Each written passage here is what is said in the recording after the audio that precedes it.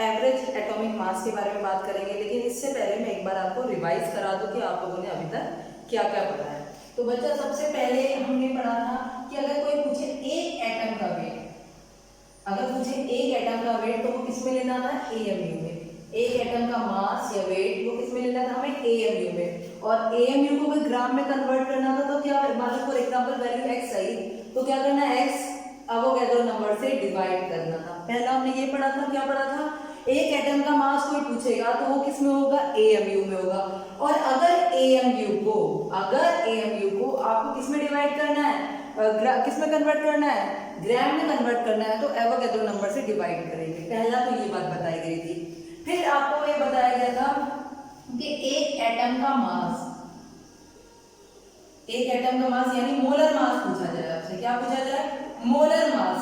तो molar mass क्या होता है, देखिए अगर एटम का पूछ रहे हैं मोलर मास, एक हटा देती हूँ, एटम का एटॉमिक मास कर देती हूँ यहाँ पर, एटॉमिक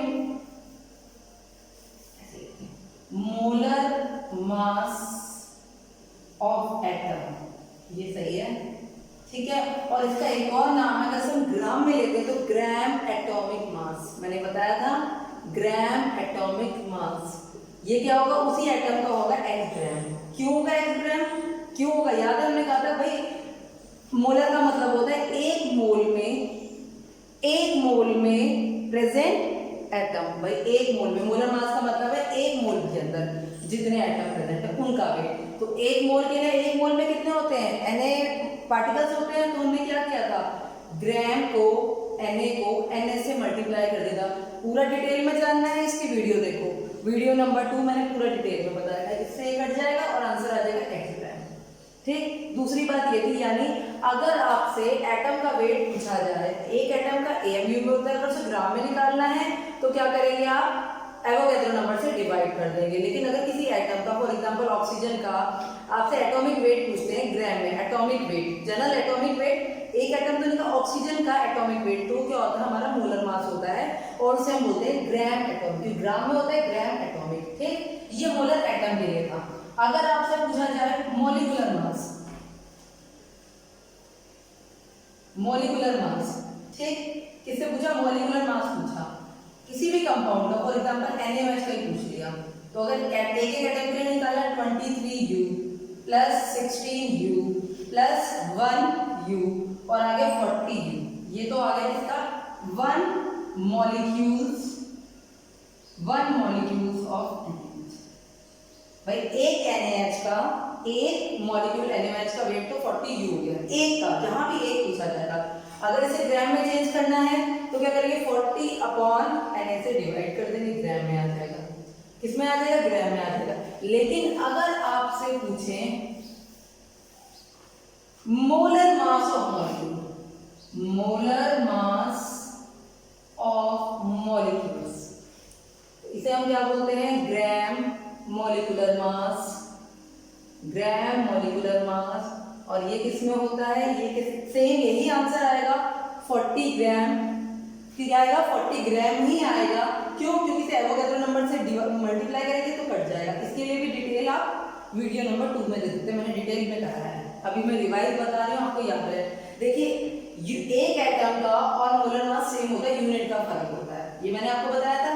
कैसे बताया था, एक बार मैं फिर बता देती हूँ आपको। H2 का एग्जांपल लेते हैं। अगर कहीं लिखा है 18U तो इसका मतलब एक मॉलिक्यूल का मास, इसका है 1 मॉलिक्यूल का मास है। और अगर कहीं लिखा है 18U ग्राम तो इसका मतलब क्या है, मोलर मास है। मोलर मास और gram molecular mass, molar mass और ग्राम मॉलिक्यूलर मास, ठीक, मॉलिक्यूल की बात हो रही है, ठीक है। और अगर कहीं नहीं लिखा हो तो उसे रिलेटिव बोलते हैं, वो भी मैंने आपको बताया था। बोलिए इतनी बात, कोई दिक्कत नहीं है इतनी बात में। इसके बाद मैंने मूल बताए थे आपको, क्या बताए थे, मूल बताए थे, ठीक। अगर मैं बात करूं एक मोल एटम की, तो एक मोल एटम में 6.022 इंटू 10 की पावर 23 एटम, और इनका वेट किसके बराबर होता है, ग्राम एटॉमिक मास, यानी कि इनके मोलर मास के, ठीक। ठीक है, तो याद रहेगा अगर एटम की बात करें, किसकी बात करें, एटम की। अगर मैं पूछ लूं सोडियम एटम में, सोडियम एटम का ग्राम एटम में कितना होगा 23 और उसमें नंबर कितने हो गए 6.022 इंटू 10 की पावर 23 एटम। ये किसकी बात है, एटम की, एक मोल एटम की। अब मैं बात करूं अगर एक मोल मॉलिक्यूल्स, सबकी बातें ध्यान रखिएगा क्योंकि आप गलती कर रहे हैं क्वेश्चन में, इसलिए मैं रिवाइज करा रही हूँ। ठीक, एक मोल मॉलिक्यूल्स का, ठीक है। अब एक मोल, वहां एटम की बात होगी, यहाँ किसकी बात हो रही है, मॉलिक्यूल्स की बात हो रही है। एक मोल मॉलिक्यूल्स में Na तो मॉलिक्यूल्स होते हैं। Na का मतलब है बार बार 6.022 इंटू 10 की पावर 23 लिखने में गड़बड़ हो जाती है और होश पहुंच भी जाता है, इसलिए Na पूरा सॉल्व कर लो, Na से लास्ट में Na की वैल्यू पुट कर दो। अगर कहीं कट रहा है तो बात अलग है, वे पहले कर सकते हैं। अगर कहीं नहीं कट रहा, सेव योर कैलकुलेशन के लिए, बस होश पहुंच ना हो इसीलिए। Na मॉलिक्यूल्स, ठीक, और इसका होगा ग्राम मॉलिक्यूलर मास, कहीं कंफ्यूजन ना हो आपको। ठीक, ठीक है। इसके मोल एटम को क्या बोलते हैं, ग्राम, नंबर ऑफ ग्राम एटम, और इसको एक मोल बोलते हैं नंबर ऑफ ग्राम मॉलिक्यूल्स। मोल का भी नाम है, इसके एक मोल को क्या बोलते हैं, नंबर ऑफ ग्राम एटम, इसको क्या बोलते हैं, नंबर ऑफ ग्राम मॉलिक्यूल्स। ठीक, मॉलिक्यूलर मास, और इसका वॉल्यूम कितना तो 22.4 लीटर एट एसटीपी, मैं एसटीपी, और किसके लिए, सिर्फ गैसेस और वेपर्स के लिए। ये भी मैं लिख रही हूँ क्योंकि मैं आपको वीडियो नंबर 6 जो लास्ट वीडियो में मैंने डिटेल में बताया इसे। ठीक, इतनी बात समझ में आ गई, क्लियर, इतनी बात समझ में आ गई कि ये मोल्स है। अब इसके बाद अगर आयन की पूछे, इसकी बात पूछे आयन की, अगर पूछे 1 मोल आयन की बात, ठीक, तो 1 mole ion equal to Na ion, और इसे बोलेंगे क्या बोलेंगे, ग्राम फॉर्मूला मास। तो डिफरेंशिएट कर दिया हमने, है नंबर वही। अगर मैं किसी आयन की पूछूं, Na आयन की पूछ लूं, तो आना कितना है 23 आना। अभी मैं डिटेल में बताऊंगी ग्राम फॉर्मूला मास, और बताती हूँ इसमें थोड़ा सा डिटेल में, और नंबर कितने हो जाएंगे 6.022 इंटू 10 की पावर 23। क्रिस्टल्स में क्या हो जाता है, आयंस में क्या होता है, फॉर्मूला मास हो जाता है। ठीक है, क्रिस्टल्स के लिए फॉर्मूला मास या ग्राम आयन मास, ठीक है। इसके लिए मॉलिक्यूल्स, और उसका नाम होता है ग्राम मॉलिक्यूलर मास। इसको क्या बोलेंगे, 1 मोल आयन के लिए अलग है। अच्छा, अब क्वेश्चंस में आपको कई सारे करा देंगे, ये तो आपने समझ लिया। जैसे मैं अगर क्वेश्चन आपको करे तो पूरा रब कर रही हूँ, जैसे मैंने क्वेश्चन करा है आपको, ठीक है, Na2SO4, और इसके मैंने दे दिए 2 मोल। ठीक, अगर मैं आपसे कहूं 2 मोल Na2SO4 में, अगर मैं पूछूं नंबर ऑफ मॉलिक्यूल्स बताइए, ध्यान से सुनिएगा, मॉलिक्यूल्स।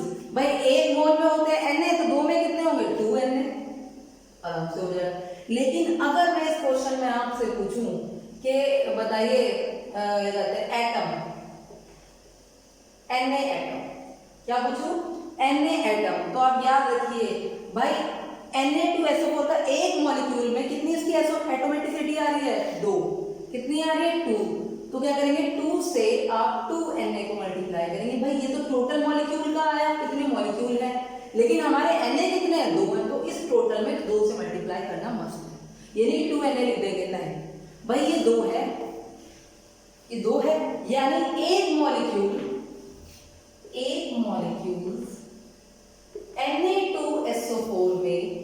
Na2SO4 में दो Na एटम है एक मॉलिक्यूल में।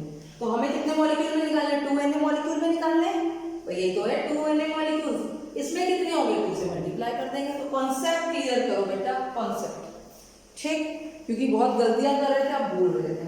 ठीक, ये ध्यान रखिएगा, आयन हो तो इस आयन पूछे तो कितने आयन होंगे 2 आयन होंगे, कितने आयन होंगे 2 आयन, और टोटल एटम पूछे 2 3 और 3 और 4 7, तो टोटल एटम कितने होंगे 7, तो 7 से मल्टीप्लाई करेंगे। अगर टोटल एटम पूछ रहे कितने पूछ रहे, टोटल एटम कितने एटम है यहाँ पे देखो, 2 Na के, 1 सल्फर का, ठीक, कितने हो गए 3 और 4 ऑक्सीजन के यानी कि 7 × 2।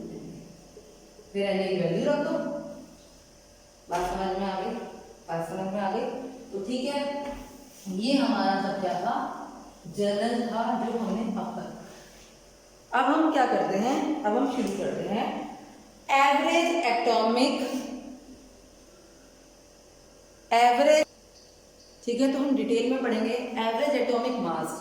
देखो कोई भी एलिमेंट, अगर कोई भी एलिमेंट, उसके आइसोटॉप्स होते हैं। आइसोटॉप्स अभी आपको पूरे डिटेल में बताती हूँ, वैसे आपको पता होगा।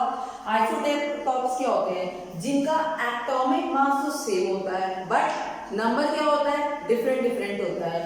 अगर ऐसे किसी भी एलिमेंट में है तो उनका जो एटॉमिक मास होगा वो इक्वल किसके होगा, एवरेज एटॉमिक मास के इक्वल होगा। और वो एलिमेंट जो होना चाहिए, जो आइसोटॉप्स होने चाहिए, वो नेचुरली अकर होने चाहिए। नेचुरली अकर का मतलब अपने आप बने हो, ये नहीं कि आपने लैब में बना के कोई सिंथेटिक तैयार कर दिया, तो उसके लिए नहीं है। जो नेचुरली अकर आइसोटॉप्स हैं, इसके डेफिनेशंस है जो एनसीईआरटी को कोई डेफिनेशन याद नहीं करनी, कोई डेफिनेशन नहीं पूछता है इसमें, बस जस्ट समझने के लिए।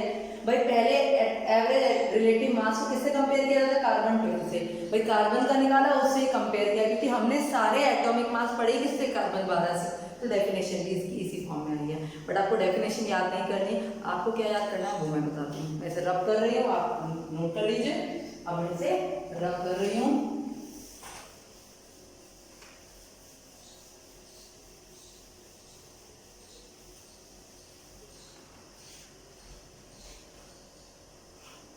ठीक, तो एवरेज एटॉमिक मास क्या है। फॉर एग्जांपल कोई कंपाउंड लिया मैंने, जैसे कि कोई कंपाउंड ले लिया मैंने X, ठीक।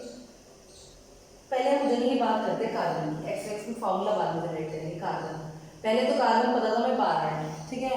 जब शुरुआत में डिस्कवरी नहीं हुई थी, भाई जब शुरुआत है तब आइसोटोप का पता ही नहीं था हमें, तो हमें पता चला था कार्बन 12 है, तो हमने उसका क्या रख दिया था, एटॉमिक मास 12 रख दिया था। लेकिन बाद में पता चला इसके आइसोटॉप से, उससे पहले इसका 12 कैसे आया। कार्बन 12 के क्या होता है, इसमें प्रोटॉन कितने होते हैं, इसमें प्रोटॉन होते हैं 6, न्यूट्रॉन भी 6 होते हैं।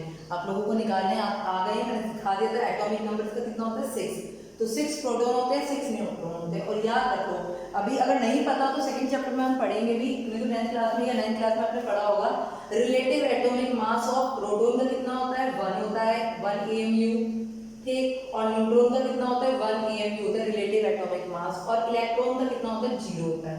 कितना होता है, 0। इसीलिए रीजन होता है, इसको हम बाद में बताते हैं, पहले इसको देखते हैं। 6 प्रोटॉन है। देखो कोई भी एटम है, उसके अंदर जितना भी उसका वेट होगा वो किसकी वजह से होगा, प्रोटॉन और न्यूट्रॉन की वजह से होगा। बाकी सब तो होल होता है, रदरफोर्ड में पढ़ा था आपने, आगे पढ़ेंगे।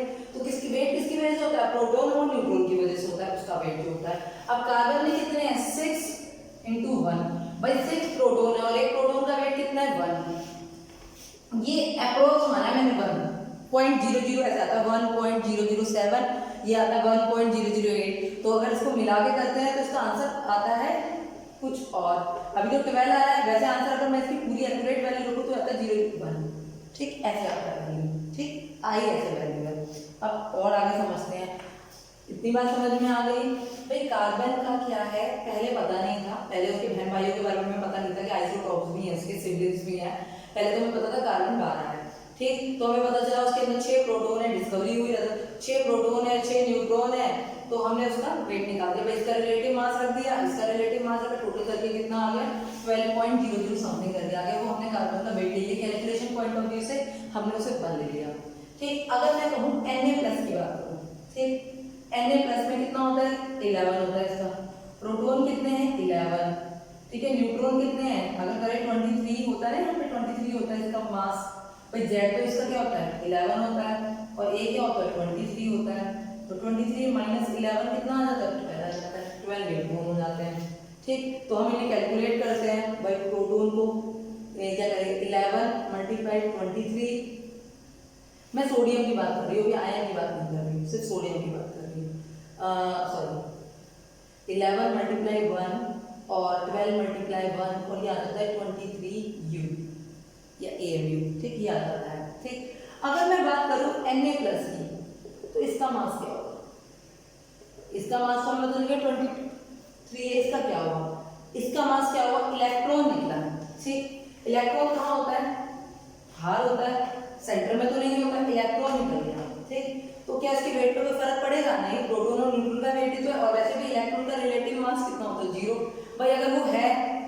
दिक्कत मतलब कोई फर्क नहीं पड़ता मास में, और अगर नहीं है तो भी कोई मास नहीं। अगर ये Na+1 कोई और 2 इलेक्ट्रॉन एंटर कर गए, 2 इलेक्ट्रॉन एंटर कर गए तो भी मास में कोई फर्क नहीं पड़ेगा। मास कितना रहेगा? 16 U रहेगा। कितना रहेगा? 16 U रहेगा या AMU रहेगा। एक एटम की बात कर रही हूँ मैं, एक एटम की, ठीक। एक कितना रहेगा? 16 U ही रहेगा। कितना रहेगा? 16। कोई फर्क नहीं पड़ रहा कि इस पर कितना चार्ज आ रहा है। हाँ, रेडियस की बात मत करना बेटा, कंफ्यूज मत होना। रेडियस अलग चीज है, हम सिर्फ मास की बात कर रहे हैं, वेट की बात कर रहे हैं, हम रेडियस की बात नहीं कर रहे हैं। कभी क्वेश्चन को मैम रेडियस तो फर्क हो जाए, कि रेडियस की बात नहीं हो रही, सिर्फ और सिर्फ यहाँ किसकी बात हो रही है? मास की बात हो रही है। यानी इलेक्ट्रॉन एंटर करने पे या इलेक्ट्रॉन रिमूव कर देने पे मास में कोई फर्क नहीं पड़ता। ये बात आपको जाननी थी। एवरेज एटॉमिक मास से इसका कोई रिलेशन नहीं है, बट आपको पता होना चाहिए कि अगर आप इलेक्ट्रॉन रिमूव कर देते हैं या इलेक्ट्रॉन ऐड कर देते हैं तो मास पर कोई फर्क नहीं पड़ता है। क्यों? क्योंकि इलेक्ट्रॉन का रिलेटिव मास 0 होता है, और अगर नहीं पता 0 होता है तो हम सेकंड चैप्टर में क्लियर करेंगे 0 क्यों होता है। ठीक, तो इतनी बात तो आपको समझ में आ गई, बहुत अच्छी बात है, इतनी बात समझ में आ गई। अब मैंने एक एलिमेंट ले लिया X, इसके 2 बहन भाई थे, इसी के थे, इसको बोल दिया मैंने XA आइसोटॉप, XB। अरे आइसोटॉप्स का मतलब भी पता होना चाहिए, मैंने बता दिया आइसोटॉप्स का मतलब क्या होता है। A तो क्या होंगे? डिफरेंट होगा। A मतलब एटॉमिक मास, ठीक, और Z मतलब atomic number. Atomic number Z क्या होंगे? सेरो। भाई आइसोटॉप होते हैं, आपको पता होना चाहिए, जिसे नहीं पता वो देखिए, ठीक।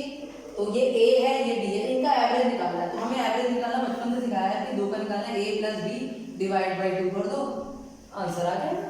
ये तो करते हैं एवरेज निकालने में, इसका मास प्लस इसका मास डिवाइड बाई 2 कर दो, कोई दिक्कत नहीं है, नहीं होना चाहिए। लेकिन ये हम कब कर सकते हैं? जब दोनों का कंट्रीब्यूशन इक्वल हो, ये भी 50% हो और ये भी 50% हो। लेकिन अगर ऐसा केस नहीं आता, फॉर एग्जाम्पल अगर ये हो जाए 80% और ये कितना हो जाए? ये हो जाए आपका 20%, या इसको भी हम कुछ ले लेते हैं, इसको हम लेते हैं m%, इसको ले लेते हैं फार्मूला बनाने के लिए n%, सिर्फ परसेंटेज के लिए। अगर परसेंटेज अलग अलग हो गई, परसेंटेज का मतलब क्या है? इसकी एविडेंस, यानी ये कितनी अमाउंट में नेचर में प्रेजेंट होता है। भाई देखो, अगर मैं एवरेज एटॉमिक मास निकालने की बात करूं तो X तो मेरा 80% है, और जो XA मेरा 20% है, और XB क्या है मेरा? XA मेरा 80% है और XB कितना मेरा 20% है। तो अब मैं दोनों की बात क्यों करूं? भाई इसका अमाउंट ये नेचर में ज्यादा प्रेजेंस है, ये नेचर में कम प्रेजेंस है, तो क्या मैं दोनों को एक साथ डिवाइड कर सकती हूँ? नहीं। तो मुझे क्या करना पड़ेगा? निकालूंगी मैं ऐसे, लेकिन तब मुझे क्या करना पड़ेगा? इनकी एबेंडेंस परसेंटेज को इनसे मल्टीप्लाई करना होगा। यानी कि अगर मुझे एवरेज एटॉमिक मास निकालना है, एवरेज एटॉमिक मास शॉर्ट में लिखते हैं AAM, एवरेज एटॉमिक मास निकालना है, तो मुझे क्या करना पड़ेगा? मुझे इसका ये क्या है? मास, यानी A की मल्टीप्लाई मुझे इसकी परसेंटेज से करनी होगी, प्लस इससे करनी होगी, परसेंटेज से करनी होगी, प्लस B की मल्टीप्लाई उसकी परसेंटेज से करनी होगी, उसकी परसेंटेज से करनी होगी। नीचे क्या आएगा? नीचे क्या आएगा? वही आता है, भाई डिवाइड बाई 2 कर देंगे, दोनों की परसेंटेज का हम क्या कर देंगे? टोटल कर देंगे। तो m% प्लस n%, जनरली ये 100 होता है, क्योंकि किन्हीं में 2 कंपाउंड को मिलकर 100 बन जाता है परसेंटेज को। तो ये फार्मूला है, हम इन शॉर्ट हम अच्छी तरह फार्मूला लिखेंगे, तो भी मैंने इससे बनाया फार्मूला, और जनरल फार्मूला मैं रब कर रही हूँ। जनरल फार्मूला क्या बनेगा? क्या बनेगा? परसेंटेज ऑफ आइसोटॉप, आइसोटॉप मतलब कोई भी आइसोटॉप, आई नीचे आई लगा दिया, कोई जितने भी आइसोटॉप होंगे, मल्टीप्लाई क्या होगा यहाँ पर? एटॉमिक मास, यानी कि आपका एटॉमिक मास के लिए क्या आ गया? AI, और इनका क्या कर दो? समेशन, मतलब जितने भी आइसोटॉप होंगे उन सब की परसेंटेज और एटॉमिक मास के मल्टीप्लाई को क्या करोगे? ऐड कर दोगे, समेशन। नीचे परसेंटेज ऑफ आइसोटॉप लिख दो, और यहाँ पे क्या लिख दो? 100 लिख दो। भाई सबका जोड़ के क्या आएगा? 100 ही आना है सारी परसेंटेज का। भाई से भी देख लो 80 + 20 100 ही आना है, तो कितना आएगा? जनरली 100 आता है। मैं बार लगा रही हूँ, केमिस्ट्री में बहुत एक्सेप्शनल है, इसीलिए मैंने जनरली 100 आता है। जनरली क्या आता है? 100 आता है। तो ये इसका फार्मूला है। तो मैं इससे कुछ क्वेश्चंस करते हैं तब हमें अच्छी तरह समझ में आ जाएगा। ठीक, चलिए हम लिथियम से स्टार्ट करते हैं। ये लिथियम है, लिथियम के दो आइसोटॉप होते हैं, लिथियम 10 और लिथियम 11। पता है लिथियम का 11 नहीं होता, 10 पॉइंट समथिंग होते हैं, तो कैलकुलेशन के लिए हम उसे 11 ले लेते हैं। ठीक, जिसके भी आइसोटॉप्स होते हैं, ये एटॉमिक एवरेज एटॉमिक मास का फंक्शन ही तभी होगा जब वो आइसोटॉप्स होंगे, जब नहीं है तो अकेले के लिए हो जाएगा। ठीक, 11। ठीक है, ये नेचर में जो 10 होता है ये 20% होता है, ये कितना होता है 80%। ठीक, नेचर में। तो इसका अगर मुझे एवरेज एटॉमिक मास निकालना है, एवरेज एटॉमिक मास निकालना है, तो क्या करूंगी मैं, इसका मास कितना है 10, 10 को मैंने कर दिया 20 से मल्टीप्लाई, प्लस 11 को मैंने मल्टीप्लाई कर दिया 80 से, टोटल कितना हो गया 20 और 80 100, तो कितना हो गया ये, अगर मैं इसे हो जाएगा 200 और ये हो जाएगा 880 अपॉन 100, ये हो गया 1080 अपॉन 100, तो कभी इसका आता है 10.8। अब बुक में देख लीजिएगा आपको मिलेगा 10.8। क्वेश्चन आता है निकालने को। ठीक, इसी तरह के क्वेश्चन आते हैं, बहुत ज्यादा आते हैं, और करते हैं, ये मैं रब कर रही हूँ, बहुत क्वेश्चन आते हैं इस पर। क्वेश्चन है कार्बन के लेते हैं, कार्बन 12 कार्बन 13, देखिए कार्बन कहीं कहीं 14 भी दिया होगा, चलो मैं लिख देती हूँ, 3 वाला लिख देते हैं। इसकी अबंडेंस होती है 98.886 और इसकी होती है, मैं बुक में देख लेती हूँ, बुक का क्वेश्चन है ये। ठीक, इसकी होती है 98.92, इसकी होती है कितनी 1.108 और इसकी होती है कितनी 2 × 10⁻⁻⁻। ठीक, ये है। अब इसका हमें क्या निकालना है, ग्राम एटॉमिक मास निकालना है। कुछ नहीं करेंगे, AAM, इसका मास कितना हो 12 मल्टीप्लाई 98.89, ठीक, 13 मल्टीप्लाई 1.108 और उसके बाद किसमें करेंगे, क्या करेंगे, ऐड करेंगे 13 से, इसमें ऐड करेंगे, क्या करेंगे 2 × 10⁻⁻10 × 40 और इन सबको किससे डिवाइड कर देंगे, 100 से डिवाइड कर देंगे। करना, आंसर मुझे बताना क्या आएगा। इसका आंसर आ रहा है 12.0010। देखो यही आता है, यही आता है, बुक में देख लीजिएगा, चेक करिएगा, इन सबको करके देखिएगा ये आ रहा है या नहीं आ रहा, आएगा ये परसेंटेज लिखी है तो डेफिनेटली ये आएगा, डेफिनेटली क्या होगा, यही आएगा और कोई नहीं आएगा। ठीक, तो हम अगला क्वेश्चन लेते हैं। बोरोन का हो गया आपका, ठीक है, क्लोरीन, अब हम क्लोरीन का लेते हैं। ठीक, 3 वाला भी करा दिया मैंने आपको, फॉर्मूला सेम है, चाहे 3 आ जाए चाहे 4 आ जाए, फॉर्मूला सेम ही है। क्लोरीन का कराते हैं। क्लोरीन होती है आपकी 35, 2 आइसोटोप होते हैं, और 37, ये होता है 75%, ये इसकी अबंडेंस होती है, और ये हमें मिलता है कितना 25%। AAM बताना है, क्या करेंगे, AAM बताने के लिए क्या करेंगे, 35 मल्टीप्लाई 75 प्लस 37 मल्टीप्लाई 25 अपॉन 100, आपका आंसर आ जाएगा। इसका आंसर आप कैलकुलेट करेंगे, जब इसका आप आंसर कैलकुलेट करेंगे तो आपको पता चल जाएगा आंसर कितना आ रहा है, 35.5 आ रहा है, एग्जैक्ट 35.5 आ रहा है। कितना आ रहा है, 35.5 आ रहा है। चलिए एक और क्वेश्चन बताती हूँ। एक क्वेश्चन है मेरे पास, ये आप बता लीजिए। ठीक, एक कंपाउंड है, फॉर एग्जांपल ए लेते हैं। ठीक, उसका मॉलिक्यूलर मास है 4, सॉरी उसका ए नहीं लेते, ये तो कंपाउंड नहीं है, हम लेते हैं एक्स लेते हैं, नया लेते हैं। ठीक, इसका AAM है मेरे पास 496, इसके 3 आइसोटॉप है। ठीक, 3 आइसोटॉप है इसके, एक बार मैं देख लेती हूँ क्वेश्चन में, 3 आइसोटॉप्स है। इसका वेट है 470, इसका वेट है भाई 1 नंबर का, 2 नंबर का वेट है, 2 मतलब ये बात समझ लेना, इसके नंबर चेंज मैं लिखती ही नहीं, ये HS का आइसोटॉप है, डिफरेंट और इसका वेट कितना है, इसका वेट है मेरा 2 ही लेती हूँ, क्वेश्चन को समझाने के लिए 2 ही लेती हूँ। इसका वेट है 600। ठीक, और आपको परसेंटेज ऑफ अबंडेंस कैलकुलेट करनी है, आइसोटॉप की परसेंटेज कैलकुलेट करनी है। क्या कैलकुलेट करनी है, आइसोटॉप की अबंडेंस परसेंटेज क्या है। कुछ भी नहीं, सिंपल करेंगे भाई। देखो ये दोनों का टोटल मिला के 100 होता है, जनरली 100 होता है। अगर मैं इसे लेट्स कंसीडर x, इसे मैं x ले लूं तो ये क्या हो जाएगा 100 माइनस x, बस सिंपल है। 496, 496 ये कितना हो जाएगा 470 भाई। मास ये है, ये इसे अगर मैं ऊपर लिख दूं तो तुम्हें ज्यादा समझ में आएगा। ठीक, तुम्हें नीचे लिख दूं इसे तुम्हें अजीब लग रहा है, अब सही बताओ तुम क्या बढ़िया सीखोगे, है ना।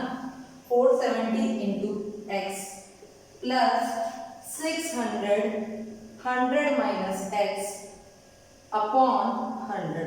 इससे क्या निकालोगे आप, x कैलकुलेट कर लोगे। इससे आप क्या कैलकुलेट करोगे, x कैलकुलेट करोगे। x मुझे पता है कैलकुलेट करके आएगा 80%, मुझे पता है 80% आएगा, मैंने कैलकुलेट कर रखा है। इससे आप x कैलकुलेट करोगे 80% आ जाएगा। ये कितना है 80% आ गया। कितना आ गया ये 80% आ गया। तो ये कितना होगा, दूसरा क्या होगा भाई, ये कितना है h 70 आ गया मेरा, कितना x कितना आ गया x 80% आ गया। अगर मैं पूछूं s 600 का कितना होगा तो क्या करेंगे हम 100 माइनस 80 यानी 20%। ये कितना होगा मेरा 20% होगा। अब तो ऐसा क्वेश्चन आ जाए जिसमें हमें atomic mass, average atomic mass दे रखा हो, परसेंटेज निकाल ले तो भी कैलकुलेट कर लेंगे भाई। हमें पता है दोनों का टोटल कितना, जनरली दोनों का टोटल 100 होता है, तो हमने इसे x कंसीडर किया, इसे किया 100 माइनस x और फॉर्मूले से आंसर हमने निकाल दिया। ठीक है, इतनी बात समझ में आई। ये थे आपके एवरेज एटॉमिक मास। क्या किए आपके एवरेज एटॉमिक मास। आप इस पे क्वेश्चंस कीजिए, एनसीईआरटी में भी क्वेश्चंस है, प्लीज एनसीईआरटी स्टार्ट कर दीजिए करने के लिए। बच्चा ये आपका लॉकडाउन का समय है, इस समय बहुत लेजीनेस आ रही होगी, मन कर रहा होगा आराम से उठो खाओ पियो, कुछ नहीं है भाई। जिनको पता है इनके पेपर है उनकी तो बात अलग है, लेकिन जिनको पता है इनकी पेपर नहीं है, वो आप क्लास 10th क्लास से प्रमोट होकर आ गए 11th में, आपके 10th के एग्जाम हो गए हैं। ठीक है, बहुत अच्छी बात है, एग्जाम हो गए। रिजल्ट जब भी आएगा, आपको पता है आप 11th क्लास में आ गए हैं, तो आप क्यों टाइम वेस्ट कर रहे हैं। यही मौका है अपनी 11th को स्ट्रॉन्ग करने का। ऐसा नहीं है, देखिए अगर स्कूल चलता तो बहुत सारे काम होते हैं, यहाँ ट्यूशन जाना पड़ता है, यहाँ पे जाना पड़ता है, तो टाइम नहीं मिलता पढ़ने के लिए। अब तो फ्री हो, कहीं बाहर निकलना नहीं है, किसी दोस्त से खेलने नहीं जाना है, कहीं नहीं जाना, तो घर पे रहना है। प्लीज इस टाइम का यूटिलाइजेशन कीजिए और अपने कॉन्सेप्ट को क्लियर कीजिए, और प्लीज अपने असाइनमेंट को कीजिए, क्लियर करिए। बच्चा मेरी हम्बल रिक्वेस्ट है आपसे, आप बहुत अच्छी तरह से क्लियर कीजिए। अगर आप क्लियर करेंगे तो अभी देखिए ये टाइम है आपके लिए हर सब्जेक्ट में नंबर 1 बनने का। क्लास में सिर्फ 4 या 5 बच्चे नंबर 1 होते थे कि भाई ये टॉपर हैं, ये अच्छे हैं। अब आप हर के पास इंडिविजुअली मौका है अपने आप को प्रूव करने का। ठीक, अगर आप प्रूव नहीं कर पाओगे तो बेटा फिर कभी भी नहीं कर पाओगे। ठीक है, टाइम है, इसका यूटिलाइजेशन कीजिए। प्लीज मेक श्योर कि आप लोग सारी चीज कॉन्सेप्ट को क्लियर करें और एक एक वीडियो को रिवाइंड फॉरवर्ड करके बार बार देखें। ठीक है, ओके।